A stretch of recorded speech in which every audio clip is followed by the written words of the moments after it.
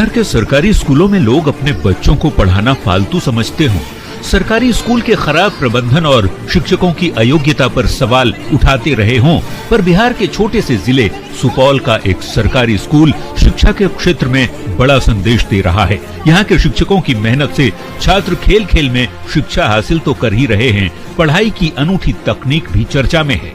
हमारे स्थानीय स्वशासन की सबसे छोटी इकाई क्या होती है? गाँव होती है। और फिर गाँव को जब हम लोग एक जगह मिलाते हैं तो क्या बन जाता है? और जब पंचायत सभी एक जगह होते हैं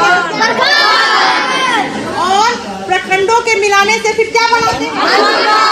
मंडल बनता है। और जब कुछ अनुमंडल एक साथ होते हैं क्या बनता है? और कुछ जिला को मिला के हम लोग क्या बनाते हैं? मंडल बनता है। और प्रमंडल, कुछ प्रमंडल जब एक साथ होते हैं तो किस चीज का निर्माण? राज्य का निर्माण होता है।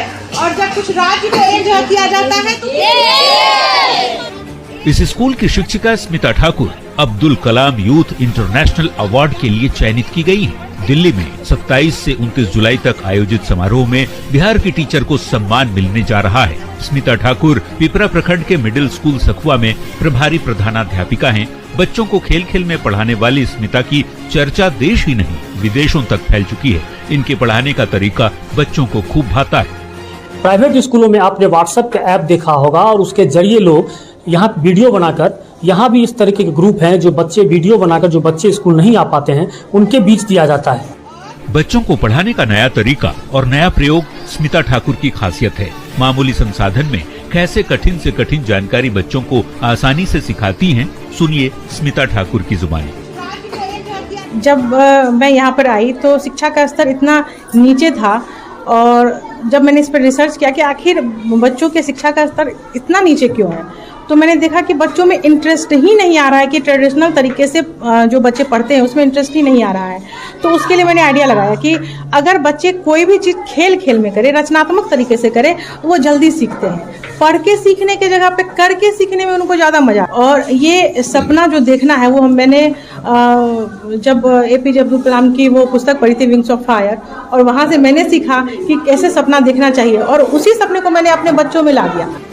स्मिता ठाकुर का खेल से भी लगाव रहा है। कई बार वो राष्ट्रीय स्तर पर एथलेटिक्स में मेडल जीत चुकी हैं। वॉलीबॉल में बिहार का कई बार प्रतिनिधित्व कर चुकी हैं। कविता लिखने और योग में रुचि है। स्मिता छात्रों को आगे बढ़ाना चाहती हैं। इसमें स्कूल के दूसरे सहयोगी शिक्षकों की भी भूमिका रहती है। जब से ये आई है बहुत सारा काम की है यहाँ पे। हम लोग भी इनकी शिक्षा से बहुत प्रभावित हुए हैं और जो कुछ भी ये करती है हम लोग सारे शिक्षक मिलके यहाँ पे समर्पित भाव से जो सारा काम होता है सब मिल के करते हैं। विद्यालय में जमीन की कमी के कारण हाई स्कूल में प्रोन्नति नहीं हो सका और हम इतना जरूर कहेंगे जब से स्मिता ठाकुर विद्यालय आई है कुछ न कुछ नया गतिविधि के द्वारा बच्चों को खेलते खेलते कुछ न कुछ सिखाते रहती है। बिहार की लचर शिक्षा व्यवस्था को लेकर भले ही सवाल खड़े होते रहे हों, पर स्मिता जैसी सरकारी स्कूल की शिक्षिका की पहल की जितनी भी तारीफ की जाए कम है। संसाधनों की कमी का रोना रोने वाले स्कूलों के प्रबंधन को स्मिता ने जरूर आईना दिखाया है। न्यूज़ 18 के लिए सुपौल से अमित झा की रिपोर्ट।